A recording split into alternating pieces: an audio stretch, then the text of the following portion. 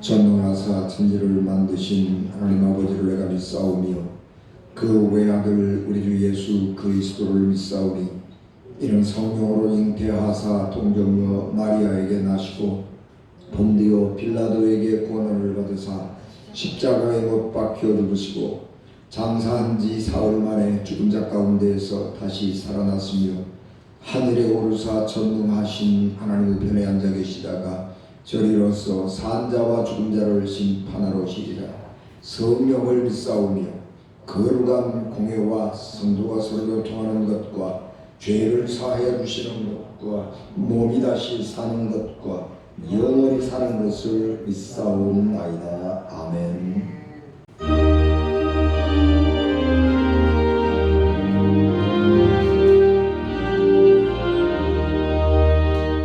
세상이 캄캄하여서 잠들지 없었나니 그 빛나는 영광 나타나 온 세상 빛이 없네. 영광의 주 영광의 주 밝은 그 빛 내게 비치었네.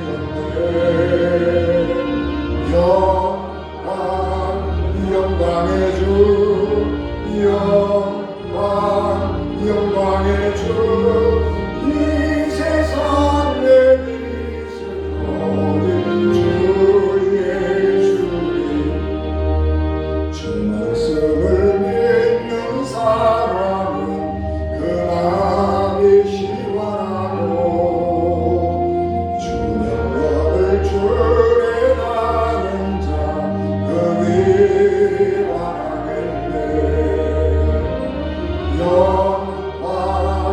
영광의 주 영광의 주 밝은 그 빛 내게 비치었네. 영광의 주 영광의 주 이 세상 내 빛을 얻은 주 예수님 죄 가운데 사는 사람은 그 눈이 어두워도 그 죄악을 씻는 날에는 그 눈이 밝아지네. 영광의 주 영광의 주 밝은 빛 내게 비치었네. 영광의 주 영광의 주 이 세상 내 빛을 얻은 주 예수님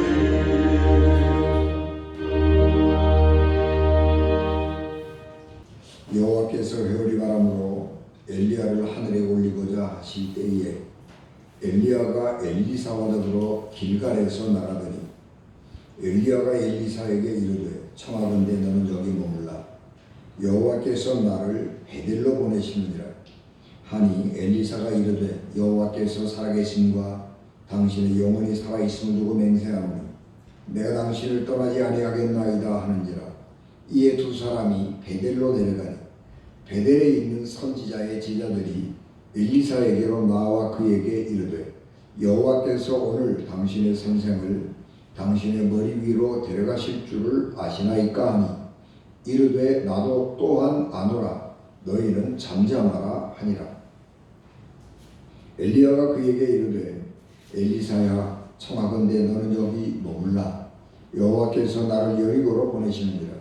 엘리사가 이르되 당신 여호와께서 살아계심과 당신의 영혼이 살아있음을 두고 맹세하노니 내가 당신을 떠나지 아니하겠나이다 하니라. 그들이 여리고에 이르매 여리고에 있는 선지자의 제자들이 엘리사에게 나와 이르되 여호와께서 오늘 당신의 선생을 당신의 머리 위로 데려가실 줄을 아시나이까 하니 엘리사가 이르되 나도 아노니 너희는 잠잠하라. 엘리야가 또 엘리사에게 이르되 청하건대 너는 여기 머물라. 여호와께서 나를 요단으로 보내시느니라 하니 그가 이르되 여호와께서 살아계심과 당신의 영혼이 살아있음을 두고 맹세하노니 내가 당신을 떠나지 아니하겠나이다 하는지라. 이에 두 사람이 가니라. 선지자의 제자 50명이 가서 멀리 서서 바라보매 그 두 사람이 요단가에 서 있더니 엘리야가 겉옷을 가지고 말아 물을 치매 물이 이리저리 갈라지고 두 사람이 마른 땅 위로 건너더라. 건너매 엘리야가 엘리사에게 이르되 나를 내게서 데려감을 당하기 전에 내가 내게 어떻게 할지를 구하라. 엘리사가 이르되 당신의 성령이 하시는 역사가 갑절이나 내게 있게 하소서 하는지라. 이르되 내가 어려운 일을 구하는도다. 그러나 나를 내게서 데려가시는 것을 내가 보면 그 일이 내게 이루어지려니와 그렇지 아니하면 이루어지지 아니하리라 하고 두 사람이 길을 가며 말하더니 불수레와 불말들이 두 사람을 갈라놓고 엘리야가 해오리 바람으로 하늘로 올라가더라. 아멘. 기도하겠습니다. 은혜가 충만하신 아버지 하나님, 넘치는 은혜와 사랑을 감사합니다. 주께서 저희들에게 성령을 충만하게 하시고 이 시간 하나님께서 저희들 생명의 양식으로 풍성하게 하시며 이 시대에 필요한 하나님의 말씀을 주시옵소서. 예수님 이름으로 기도하옵나이다. 아멘. 우리 시대가 여러 가지 어지럽고 혼란스럽습니다. 우리가 안정되게 살아가는 것 같은데 그럼에도 불구하고 우리들의 삶에는 늘 불안이 다가오게 됩니다. 우리가 이제 일상을 이렇게 쭉 살아가게 될 때는 그냥 살아가는데 우리의 삶에 조그만 변화가 오게 되면 굉장히 불안해지죠. 예를 들어서 우리가 어느 날 직장에서 이런저런 이유 때문에 사표를 냈다 그러고 나면 그 다음부터 뭘 먹고 살지 이런 걱정과 불안들이 우리들에게서 일어나게 되는 거죠. 우리가 그런 세상을 살아가고 있는데 우리가 그럼에도 불구하고 희망을 가질 수 있는 것은 하나님께서 지금도 살아계시고 인간 역사에 깊숙하게 관여하고 계시다고 하는 믿음 때문입니다. 계몽주의가 세상에 한참 유행하던 그 시절에 믿음에 대한 회의감들이 많이 생겼습니다. 하나님은 도대체 무엇 하시는 분인가? 하나님의 역사라고 하는 것은 무엇인가? 이런 생각을 논리적으로, 철학적으로, 과학적으로 생각을 해보니까 아무리 봐도 이 세상은 하나님이 섭리하시는 것이 아니고 우주의 법칙대로 돌아가는 것입니다. 그러니까 그때 사람들이 생각한 것이 하나님은 이 세상을 창조하시기는 하셨는데 창조해놓고 자연의 법칙을 만들어 놓으시고 자연의 법칙대로 이 세상이 움직여 가도록 하시고 하나님은 그냥 지켜만 보고 계신다, 바라만 보고 계신다, 그런 생각들이 퍼졌습니다. 그걸 보고 이신론이라고 그럽니다. 하나님이 천지를 창조하셨지만 역사하고 개입하고 간섭하지는 않으신다, 그런 생각입니다. 그래서 많은 사람들이 이신론을 믿었습니다. 그러나 우리가 경험하는 하나님, 우리가 신앙생활 하면서 체험하는 하나님은 우리하고 멀리 떨어져서 우리가 하는 것을 바라만 보고 관찰하고 계시는 분이 아니라 우리의 삶에 개입하시고 우리가 기도할 때 응답하시고 이 세상의 역사에 개입하셔서 역사를 인도하시고 주도하시고 이끌어 가시는 하나님이라고 하는 것을 우리가 경험을 하게 됩니다. 그런 면에서 필요하면 하나님께서 성령을 이 땅에 보내셔서 공의를 실현하시고 교회를 통해서 세상을 변화시키고 세상을 구원하는 역사를 이루어 가십니다.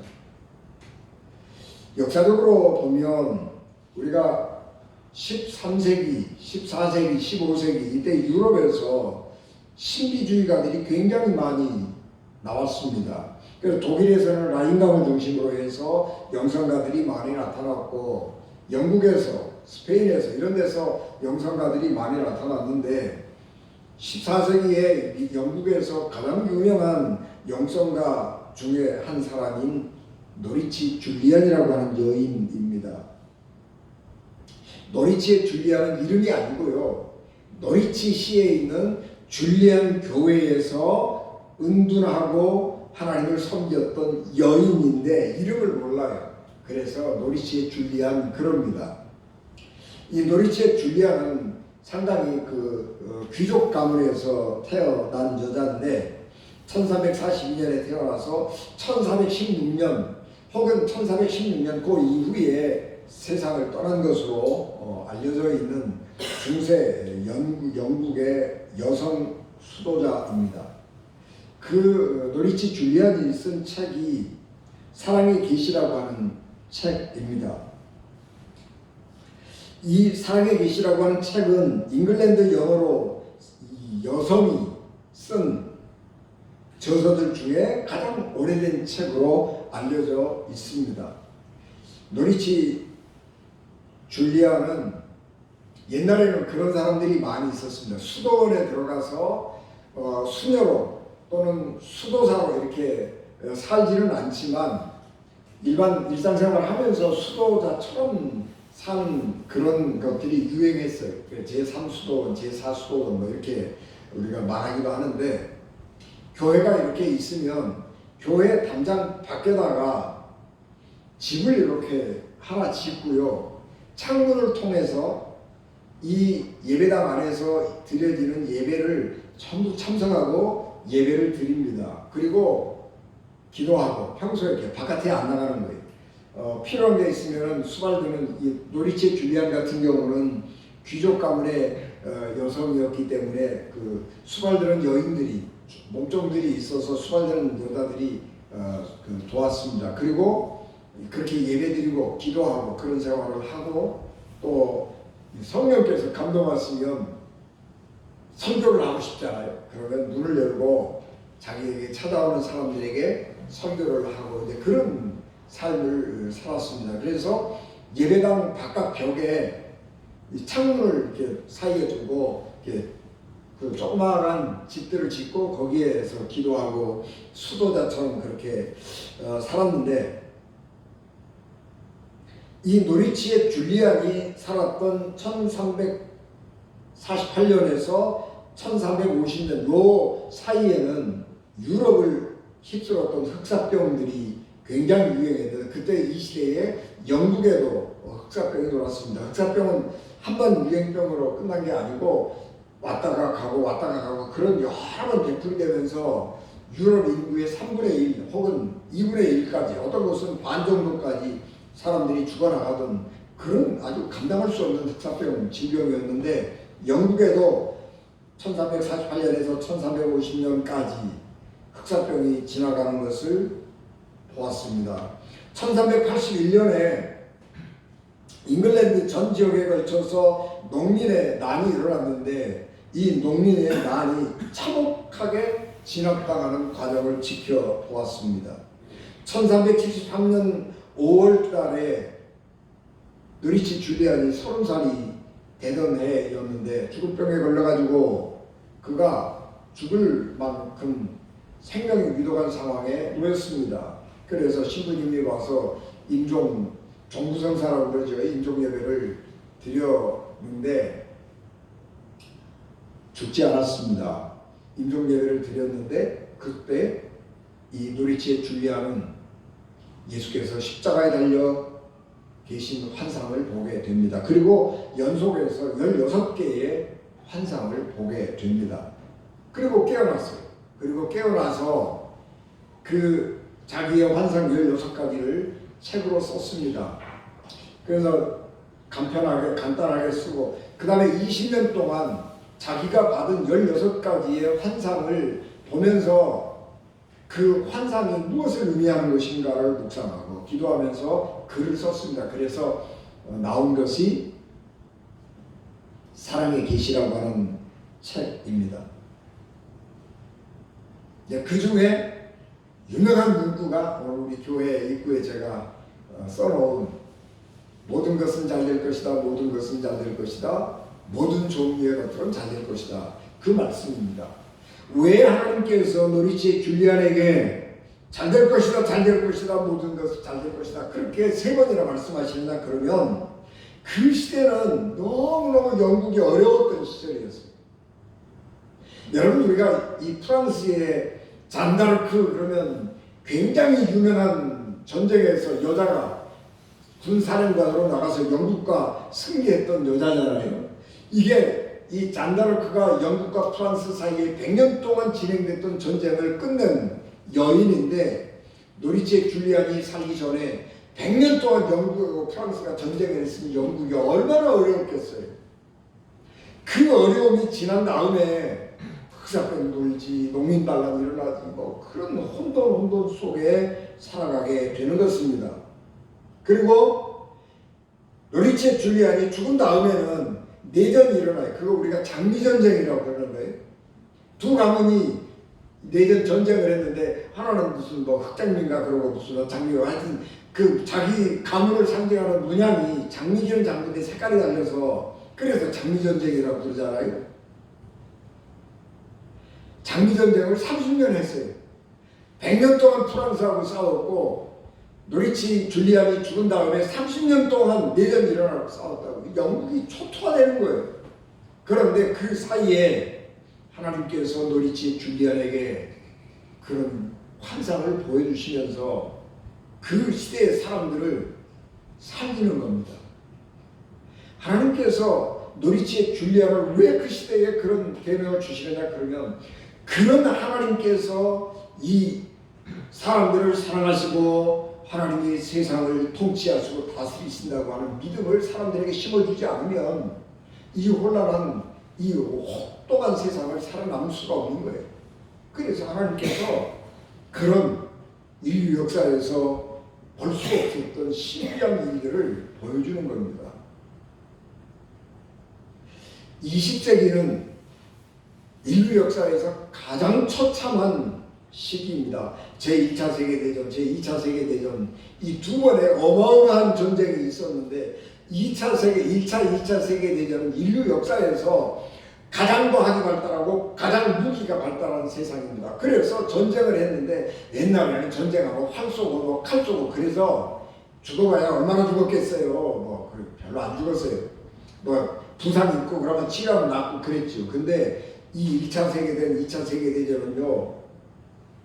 이 총, 포 이런 게 화약 이런 것들이 전쟁에 동원이 되면서 사람들이 무차별 죽어나갔습니다.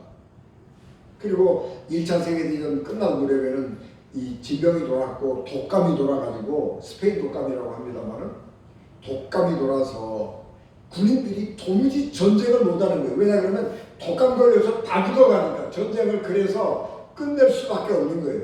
전쟁을 누가 이기고 지고 그래서 끝난 게 아니라 이 독감이 전 세계적으로 유행을 하니까 그 치료약도 없잖아요. 그래서 군인들이 다 죽어버리는 거예요. 사람들이 그래서 군인들이 전쟁을 마치고 자기 고향으로 돌아갔는데 이 군인들이 독감 세균을 가지고 자기 고향으로 돌아가니까 그냥 나라가 다 독감 걸려가지고 사람이 죽어버리고 이런 참혹한 상황을 겪게 됩니다. 그리고 제2차 세계대전이 다시 일어나려는데 1차 세계대전과 비교할 수 없을 만큼 크고 아주 유럽이 전체가 전 세계가 전쟁의 참화 속에 휩싸이게 되는 것입니다. 이런 인류가 경험할 수 없는 비참한 상황을 만나게 됩니다. 그런데 하나님께서는 이런 20세기 들어서서 인류에게 큰 비극적인 전쟁이 일어나게 될 것이고 어떻게 사람들이 영혼을 치료할 것인가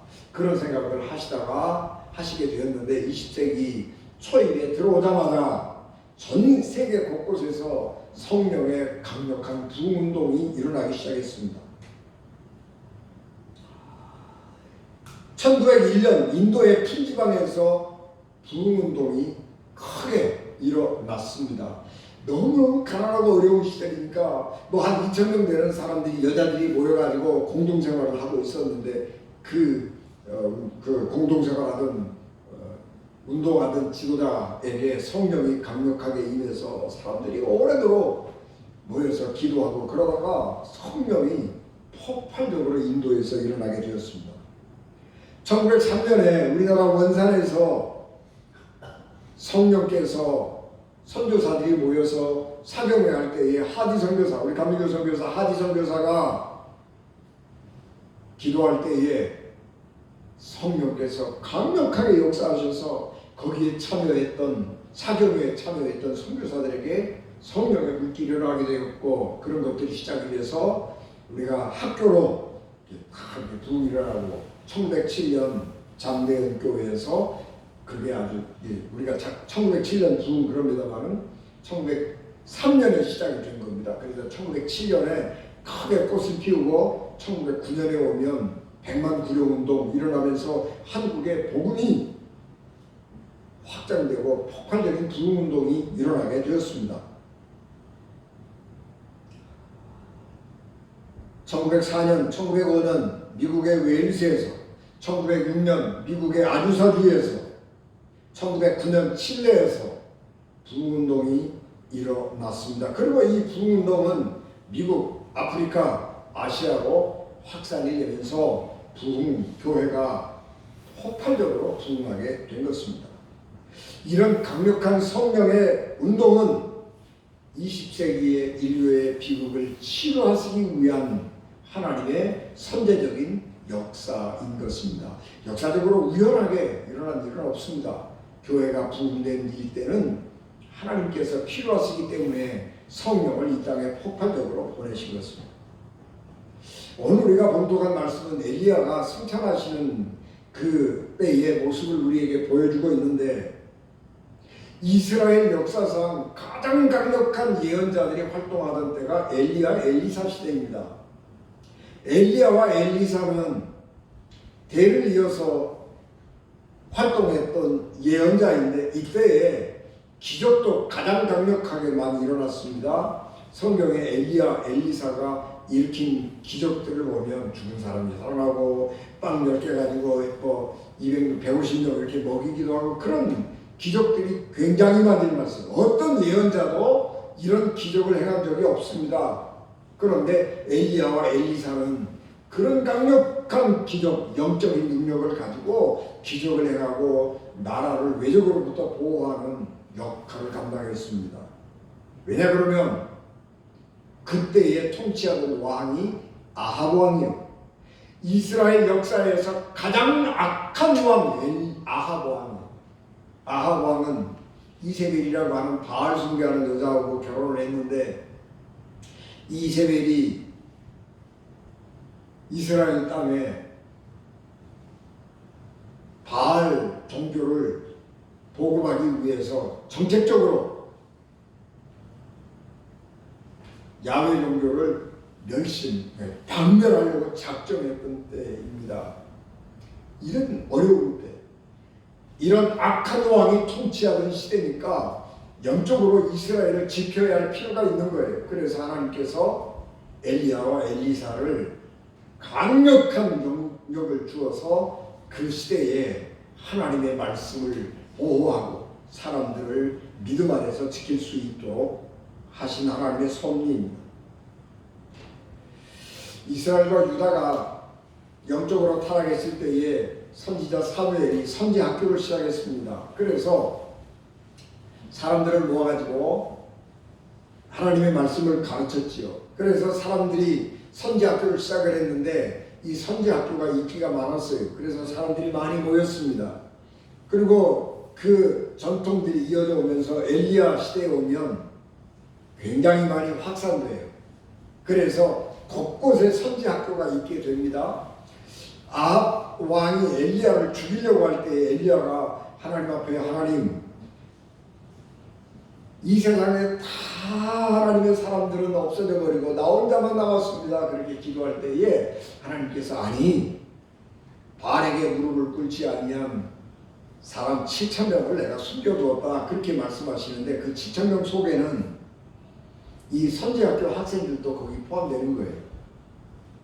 그래서 이 엘리야를 통해서 선지학교가 확산되고 사람들에게 많이 모이게 된 것입니다. 그리고 하나님께서 엘리야의 사명을 이제 거두려 하실 때에 엘리사를 후계자로 세우시는 것이고, 그래서 이제 하나님께서 엘리야의 사명을 마치고 엘리사에게 이 모든 그 엘리야의 사명을 넘기려 하실 때에 이 놀라운 하나님의 기적의 역사가 일어나게 된 것입니다.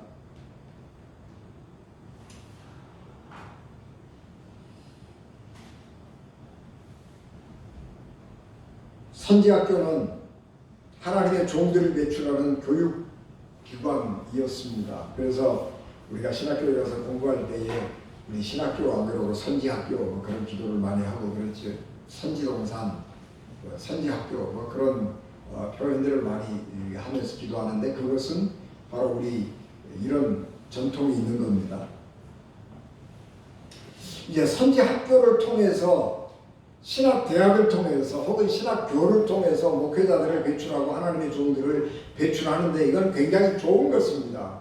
왜냐 그러면 학문적으로 이렇게 신학을 가지게 되고 다른 사람들에게 내가 가지고 있는 종교를 설득하고 논리적으로 신앙을 가르치고 자기 체험을 종교 체험을 논리적으로 설득을 해서 내가 더 믿음을 갖게 하고 이거 굉장히 중요하고 좋은 일인 것인데 이게 선지학교의 약점은 뭐냐 그러면 성령 체험이 어렵다는 거예요.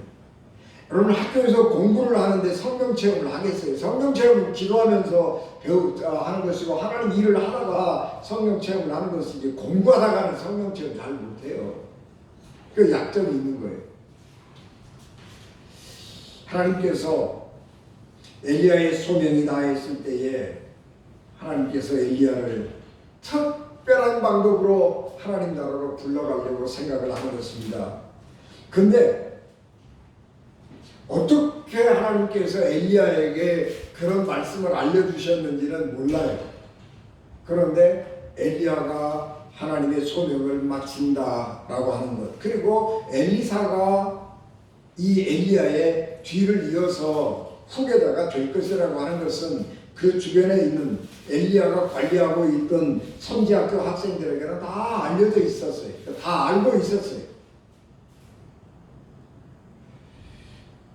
그런데 엘리야가 이제 하나님의 소명이 끝날 때가 된 것을 알고 자기가 관리하고 있던 선지학교 몇 군데를 둘러서 살펴보고 하나님 나라로 가려고 하는 것입니다. 그래서 오늘 이야기의 시작은 길갈에서부터 시작이 되는 겁니다. 길갈의 선지학교에서 학생들을 둘러보고 그들에게 다 당부했겠지요. 그리고 다른 곳으로 가려고 합니다. 베델로 가려고 합니다. 그래서 엘리사 보고 너 여기 머물러 있으라. 하나님께서 나를 저기 베델로 보낸다. 하나님께서 나를 베델로 신부를 보낸다. 너 여기 있어라. 그러고 얘기합니다. 그러니까 엘리사가 안 됩니다, 선생님. 나는 죽어도 선생님을 따라가겠습니다. 그래서 너무 강력하게 맹세하면서 말을 하니까 엘리야가 거절을 박절하게 못하고 데리고 가는 거예요. 길갈에서 베델에 왔습니다. 베델에 와서 선지학교를 돌아보고 그 학생들에게 다 당부하고 하나님께서 나를 여리고로 보낸다. 엘리사야 너 여기 머물러 있으라. 그렇게 얘기했는데 이 엘리사가 아닙니다. 나는 선생님을 절대로 안 따라갔습니다. 그리고 강력하게 거부하고 따라가니까 데리고 그래 가자. 그리고 여리고로 갑니다. 여리고에 가서 또 선지학교 학생들을 돌아보고 그 선지학교 학생들을 떠나려고 할 때에 엘리야가 엘리사에게 당부합니다. 너 여기 머물러 있어라. 하나님이 나를 저 요단강으로 보내신다. 그러니까 이 여리고에 있는 선지학교 학생들도 엘리사 보고 가지 마십시오. 선생님이 오지 말라고 그러잖아요. 아니 우리가 엘리야를 이은 후계자인들 당신이 안다. 당신이 인 줄 아니까 우리가 다 알고 있으니까 그냥 가지 말고 여기 머물러 있으라 그렇게 말하니까 엘리사가 조용해. 그리고 나는 선생님을 따라갈 거야. 그리고 선생님을 따라가는 거예요. 그리고 그가 선생님과 함께 요단강을 건너갈 때에 하나님께서 불말과 불병으로 엘리야를 태워버리고 승천하는 거예요. 그때 승천하면서 엘리야가 엘리사에게 내가 너한테 뭐 해주면 좋겠냐? 너 뭐 때문에 나를 이렇게 죽도록 따라왔냐? 내가 너 뭐 해줬으면 좋겠냐? 그렇게 물으니까 엘리야가 그때 성령의 영감을, 당신이 가지고 있던 성령의 능력을 갑절로 내려주십시오. 그렇게 말하는 거예요. 성령이라고 하는 말이 거기에 처음 나오는 거예요. 그래서 엘리야가 야, 그거 너무 어렵다. 성령은 내가 너한테 줄 수가 없잖아. 그런데 한 가지, 내가 승천할 때에 끝까지 무슨 일이 일어나는가를 네가 정확하게 보내는 거예요. 눈도 떼지 말고 눈도 꼼짝하지 말고 내가 어떻게 하나님께서 나를 데려가는가를 보내는 거예요. 그리고 그 엘리사는 그 말을 듣고 눈도 꼼짝 안 하고 엘리야가 승천하는 걸 봐. 여러분, 놀라운 하나님의 그 놀랍고 오묘하고 신비로운 일을 보면요, 사람은요 영적으로 굴복하게 돼 있어요. 그거 정상적인 사람이라면요, 우리가 신앙 체험할 때 마찬가지예요. 정상적으로 우리가 그런 신앙 체험을 하면요, 땅바닥에 그냥 엎드리는 거예요. 그런데 엘리사는요 안 그러고 얼마나 겁나겠어요. 얼마나 그 하나님의 경건하심 앞에, 거룩하심 앞에 얼마나 두렵겠어요. 땅바닥에 엎드리지 않고 엘리야 선생님이 말하는 대로 하늘을 쳐다보고 그 일어나는 모든 과정을 전부 목격하는 거예요. 그리고 엘리야가 하늘로 올라갈 때 툭 떨어지는 엘리야의 겉옷, 선지자의 겉옷이 땅에 떨어지니까 그것을 집어 들고 오는 겁니다. 그리고 엘리야가 했던 것처럼 그 옷 가지고 요단강을 가르고 와요.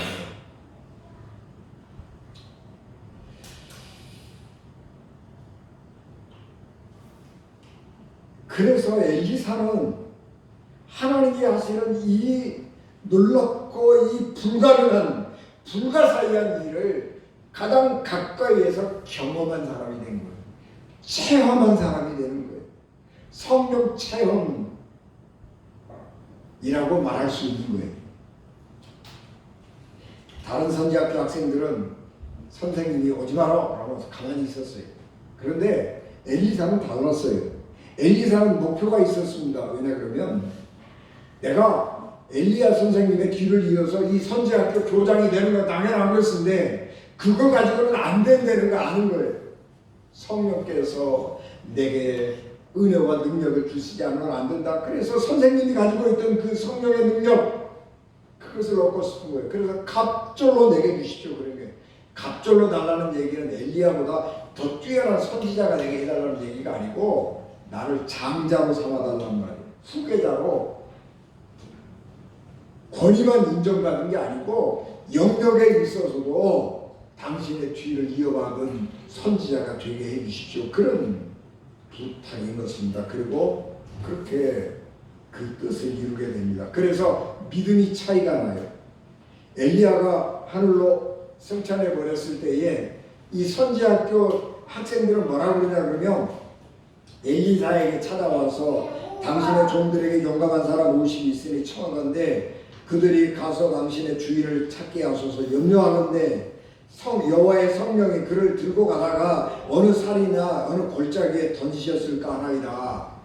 승천해서 올라가다가 하늘까지 못 가고 뚝 떨어져갖고 추락사했으면 어떡하냐. 그 시체를 찾아야 되지 않느냐. 그리고 제자들이 묻는 거예요. 근데 엘리사가 아니다. 하나님은 그런 분이 아니야. 천국으로 그를 데려갔을 거야. 그리고 찾지 말아라. 그런 거예요. 근데 이제 뻑뻑 우기니까 가서 찾아보니까 없거든요. 그러니까 믿음이 확인되는 거예요. 엘리사의 믿음과 선지학교 학생들의 믿음은 그런 점에서 달라요. 왜냐 그러면 엘리사는 엘리야에게 일어났던 하나님의 놀라운 은혜와 놀라운 기적의 역사를 눈으로 보았던 사람이에요. 체험했던 사람이라고. 성령 체험을 안 한 사람하고 성령 체험을 한 사람하고 달라요. 성령 체험을 하지 않고 지식으로 하나님을 아는 사람하고 성령 체험을 몸으로 하고 믿음으로 하나님을 경험한 사람하고는 다른 거란 말이에요. 우리가 지금 살고 있는 이 세상은 참 어둡습니다. 이 우리 역사에서 가장 풍요롭고 가장 안전한 세상에서 살고 있지만 우리의 미래는 밝지 않습니다. 영적으로 우리가 사는 세상에서 희망을 말하기가 어렵습니다. 현실을 그럭저럭 살아가는데 별 문제는 없지만 우리가 꿈을 꾸기 위해 작은 세상은 아닙니다. 앞으로의 세계는 어쩌면 더 가난해질지 모릅니다. 오래전부터 얘기했던 것처럼 우리는 아버지보다 잘 사는 시대였는데 이제 우리 자녀들은 아버지보다 못 사는 시대가 올 수도 있다는 것입니다. 우리는 그러므로 세상을 어떻게 움직이는지 하나님께서 이 세상을 어디로 인도하시는지를 지켜보아야 할 수 있습니다. 우리가 목사님들이 공부를 제일 많이 했죠. 지금은 뭐 기본적으로 대학원을 졸업 안 하면 목사님이 될 수가 없죠. 그래서 공부를 굉장히 많이 한 시대, 목사님들이 공부를 너무너무 많이 한 시대가 됐는데 역설적으로 오늘 우리들의 시대는 교회 안에서 성령의 능력은 많이 약화됐습니다. 왜냐 그러면 엘리사처럼 성령의 능력을 구하지 않기 때문입니다. 하나님의 사람으로서 가장 필요한 것은 지식이 아니고 하나님과 함께하는 영적인 생활입니다. 그렇기 때문에 하나님의 사람들은 영적으로 도덕적으로 고결해야 하는 것입니다. 그래서 우리는 성령의 열매를 맺어야 하는 거예요. 갈라디아서 5장 22절 26절 오직 성령의 열매는 사랑과 일함과 화평과 오래 참음과 자비와 양선과 충성과 온유와 절제니 이런 것들을 금할 법이 없느니라. 그리스도 예수의 사람들은 육체와 함께 그 정욕과 탐심을 십자가에 못 박았느니라. 뭐 이런데 이제 성령의 열매를 맺고 살아야 된다. 그렇게 말씀을 하는 것입니다. 사람은 열매로 하는 것입니다. 사람은요 속에 뭐 있는지 몰라요. 그런데 그 사람 속에 뭐가 있는가를 보려면 행위를 보아야 하는 거예요. 여러분 나무가 어떻게 생겼는지 무슨 나무인지 몰라요. 돌배나무인지 진짜 배나무인지 모른다는 말이에요. 그런데 돌배인지 배인지는 열매를 보면 아는 거예요. 열매라고 하는 것은 그 속에 숨겨져 있는 것을 드러내는 거예요. 사람 마음속에 뭐가 있는지 몰라요. 그런데 그가 맺은 열매를 보면 알아요. 사람은요 영악스러워서 자기를 감추는데 도 같았어요. 그래서 자기 마음을 싹 잘 감춰요. 그런데 감추지 못하는 게 열매. 그래서 그가 어떤 열매를 성령의 열매를 맺는가 보면 그게 진짜인지 가짜인지 안단 말이에요. 그리스도인들이 성령의 열매를 맺어야 하는 것입니다. 그래야 그가 진짜 그리스도인인지 알아요. 중요한 것은 하나님과 함께하는 영성생활이에요. 그가 어떤 세상적으로 얼마나 출세했느냐, 그가 얼마나 부자냐, 그런 것은 문제가 아니고 그가 얼마나 하나님과 동행하느냐 하는 거란 말이에요. 여러분 세상 사람들 살아가는 거 가만히 보면 돼지같이 살아요. 집 벌어갖고 지만 먹고 산다고요. 남한테 베풀고 이런 거 몰라요. 인색하기가 짝이 없어요.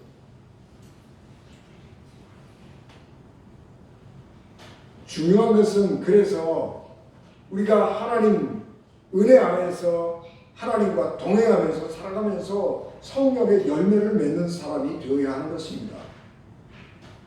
엘리사는 엘리야의 곁을 떠나지 않았습니다.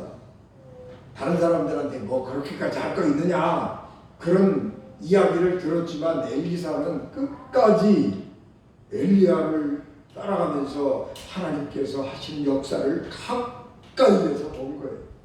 이게 중요한 거예요. 하나님의 역사를 가까이에서 본다고 하는 거예요. 이것보다도 중요한 거 없는 거예요. 영성생활한다, 하나님을 잘 섬긴다라고 하는 것은 하나님을 가까이에서 하나님과 가까이 하면서 살아가는 삶인 것입니다.